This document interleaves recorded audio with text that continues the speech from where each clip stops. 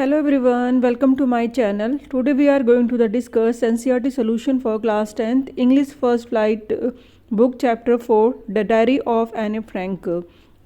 इस वीडियो में स्टूडेंट हम NCERT इनसाइड और आउटसाइड टेक्स्ट क्वेश्चंस डिस्कस करेंगे।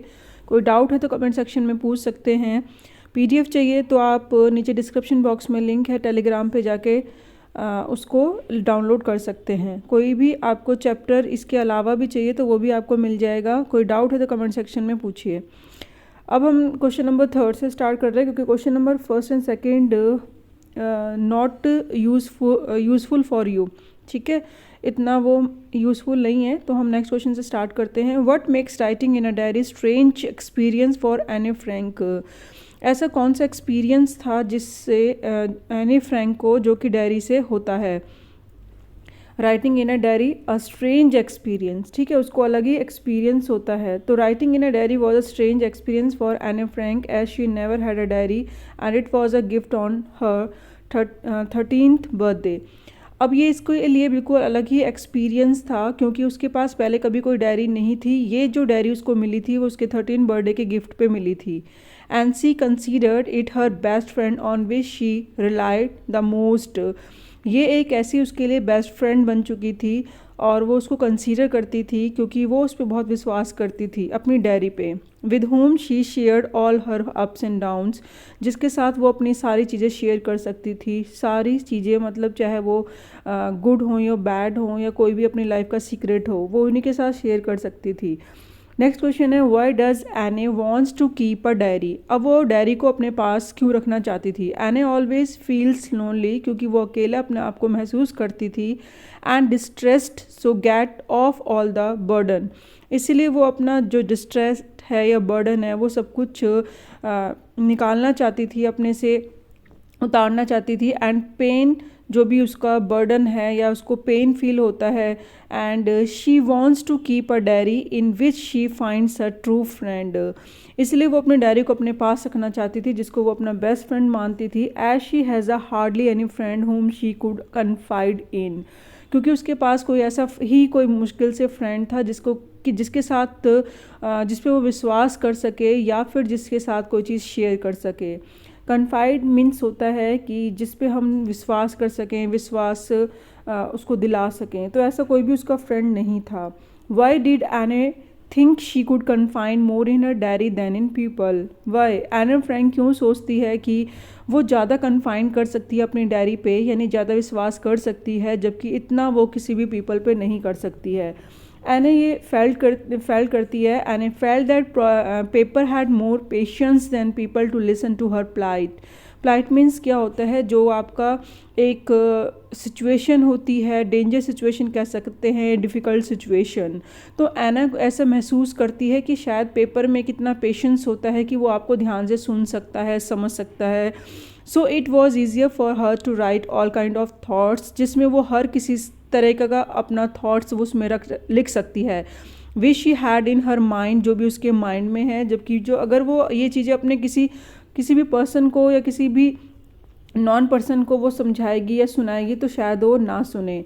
Y does Anne provide a brief sketch of her life. Anne अपनी life का ही स्केच, मतलब लाइफ का स्केच वो क्यों बताती है, देती है। Why providing the brief sketch of her life.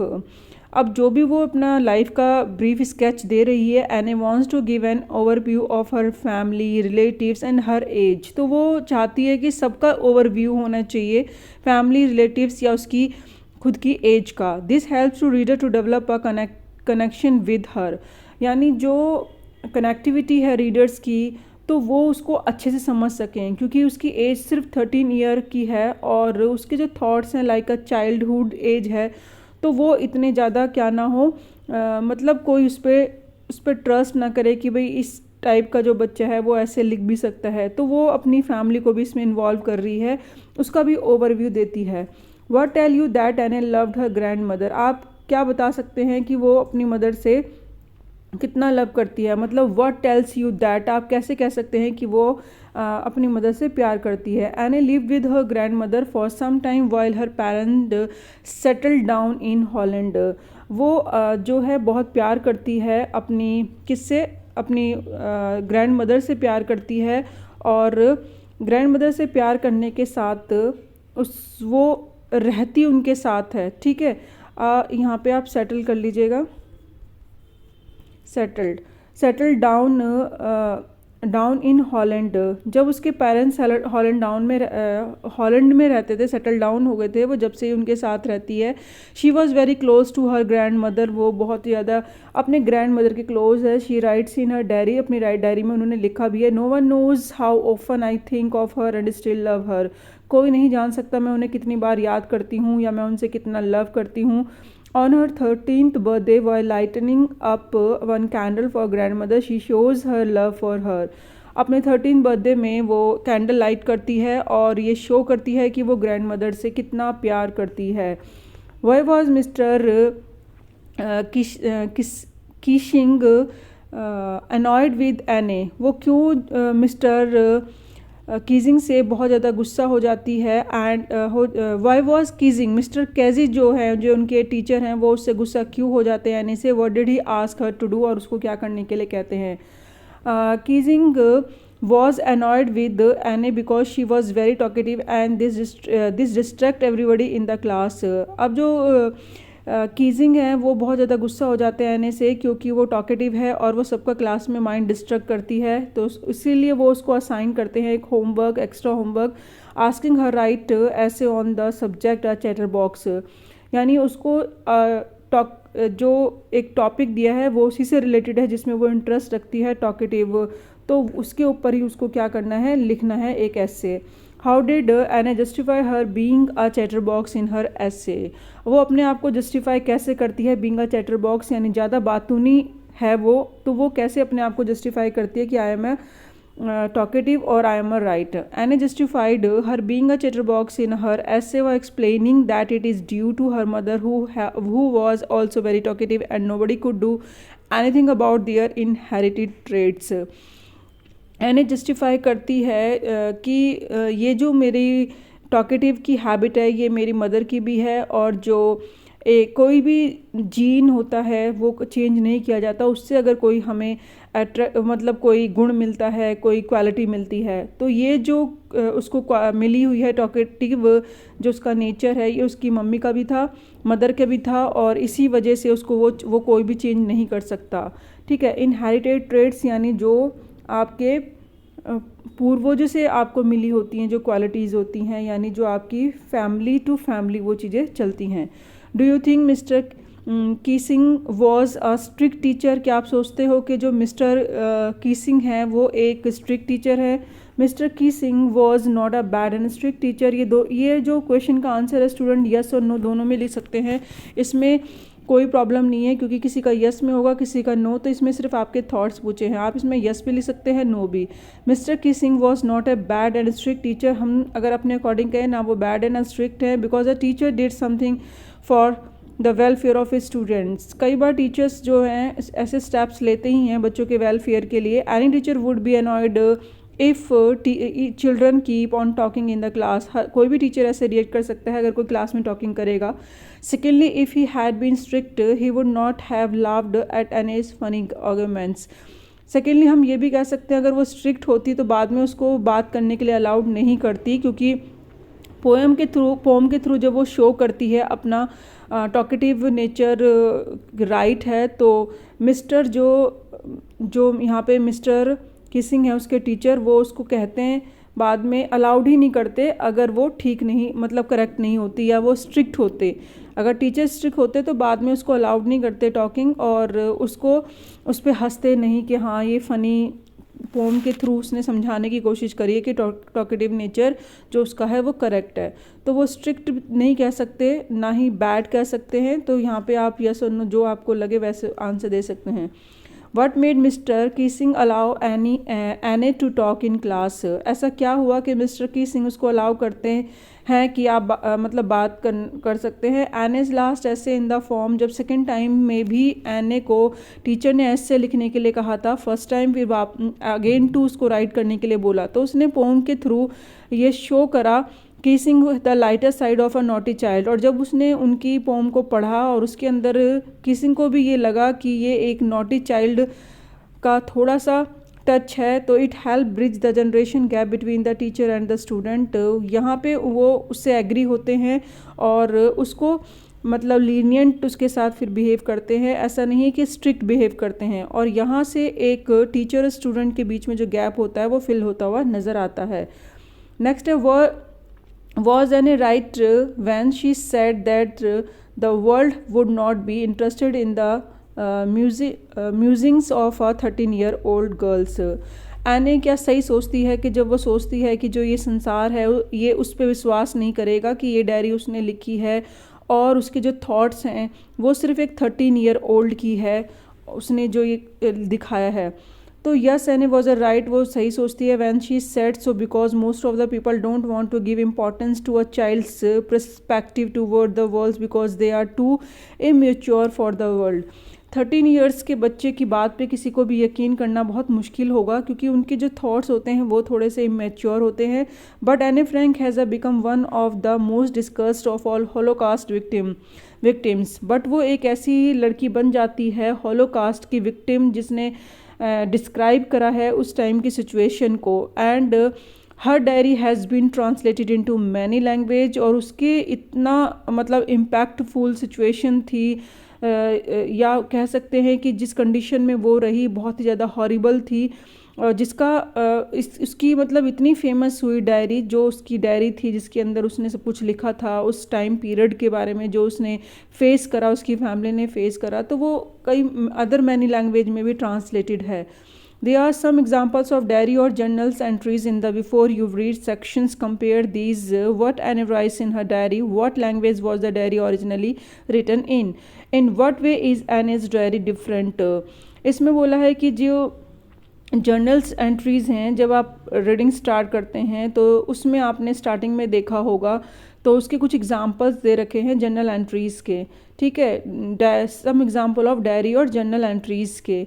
तो आप कंपेयर करेंगे एने की जो डायरी लिखी है उससे, तो what language was the diary originally written in, तो आप कंपेयर करके बताएंगे कि एक्चुअली में वो किस उसमें लिखी गई है, और कंपेयर करेंगे उसकी डायरी से तो आपको क्या लगता है in what way is Anne's diary different, और उसकी डायरी डिफरेंट कैसे है। Anne's diary was entirely different from the most of the example given before the text. Text में जो भी एग्जाम्पल दे रखे हैं उससे उसकी डायरी कंपेयर करते हैं तो बिल्कुल अलग है। And it was the somewhere closer to the memoir in which the name of Raj Kapoor has been mentioned. Memoir means होता है जब कोई अपनी बायोग्राफी अपने बारे में लिखता है, कोई फेमस जो पर्सनैलिटी होती है, यानी एक रिटन रिकॉर्ड होता है यूजुअली जो फेमस पर्सन यूज़ करते हैं अपनी लाइफ के लिए, उसे मेमोयर कहते हैं।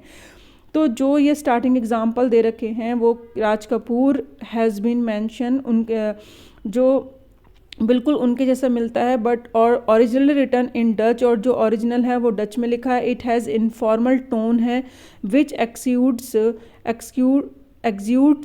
The careful nature of a teenager. तो ये टीनी एजर के लिए क्या है, एक ऐसा प्रोसेस कह सकते हैं जो कि बहुत ही ज़्यादा स्लोली है। टीनी एजर के लिए उनके नेचर के अकॉर्डिंग इनफॉर्मल टोन है।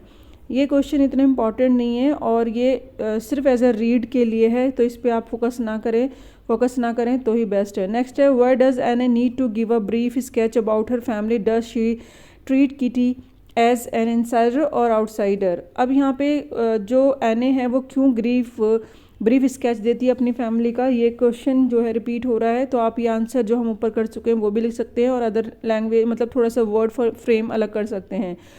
अब जो किटी है उसकी डायरी है तो वो क्या आउटसाइडर है इनसाइडर है। यहाँ पे Anne gave an introduction of her family in the diary because it was the hard to make other realise that a 13-year-old teenager could write about her loneliness. अब वो अपनी रिलेटिव्स या families को इसलिए include करती है, कोई भी उस पर विश्वास नहीं करेगा कि 13 ईयर की एक टीनेजर इतना लिख सकती है अबाउट ऑफ द अपने अकेलेपन के बारे में। किटी वॉज अ आउटसाइडर, वो एक बाहर है, मतलब उसको कंसीडर करेंगे क्योंकि वो एक उसको गिफ्ट मिली है उसके पेरेंट्स के through on her 13th birthday, but she consider it her the best friend, लेकिन वो उसको बेस्ट फ्रेंड मानती है and treated it as an insider, उसको इनसाइडर की तरह ही ट्रीट करती है। How does Anne feel about her father, her grandmother, and Mrs. Cuperes and Mr. Keesing, what do these tell you about her. इन सब जो characters दे रखे हैं इन सब के बारे में कैसा फील करती है, और what do these tell you about her, और वो ये सब के बारे में क्या बताती है। Anne was a found of memories of her father, grandfather missus Kuperus and mister Keesing who have left indelible impressions on mind and effect of her life a lot। ये सब वो मेमोरीज़ हैं उसकी life में जो कि बहुत ही ज़्यादा इम्पैक्ट डालती हैं उसकी माइंड पे, and effect her life a lot, उसकी लाइफ को बहुत इफ़ेक्ट करते हैं ये सभी characters.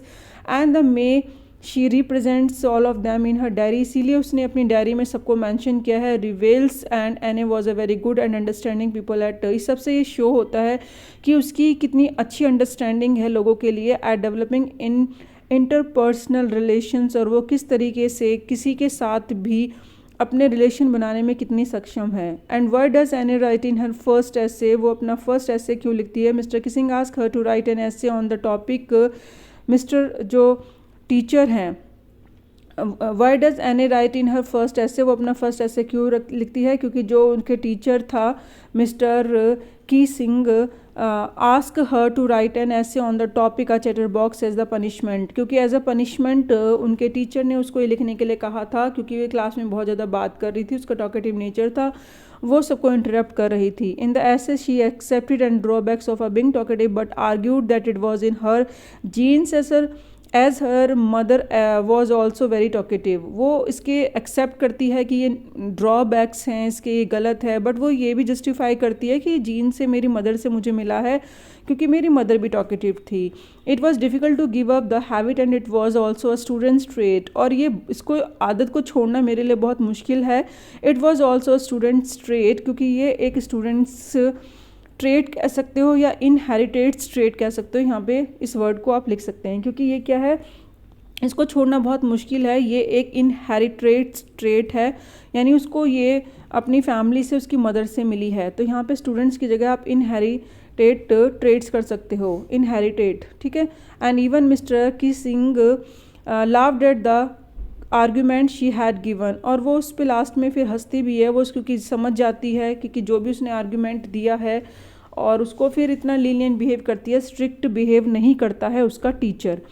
And Anne says teachers are most unpredictable, is mister Keesing unpredictable. यहाँ पे एने जो है वो एक टीचर के लिए बोलती है कि वो अनप्रिडिक्टेबल हैं क्या, जो मिस्टर कीसिंग जो हैं वो अनप्रिडिक्टेबल थे। Anne took perfect example of mister Keesing as are unpredictable teacher because mister Keesing seem to be indifferent towards Annie's behavior। वो ऐसे इसलिए कहती है अनप्रिडिक्टेबल क्योंकि जो उसके टीचर्स थे वो उसके बारे में उनका अलग ही बिहेव था, कभी कुछ, यानी पहले तो वो उसको पनिशमेंट देते हैं, फिर बाद में हंसते हैं, एंड लेटर उसको अलाउ कर देते हैं कि जो क्लास में वो टॉक करती है। और क्योंकि जो भी उसने अपने एस्से में लिखा था उसने वो कहीं ना कहीं उसको डायरेक्टली इनडायरेक्टली जस्टिफाई करा। तो यहाँ पे इसी के साथ ये चैप्टर फिनिश होता है। कोई डाउट है तो कमेंट सेक्शन में पूछ सकते हैं। Thank you so much, keep watching, keep learning.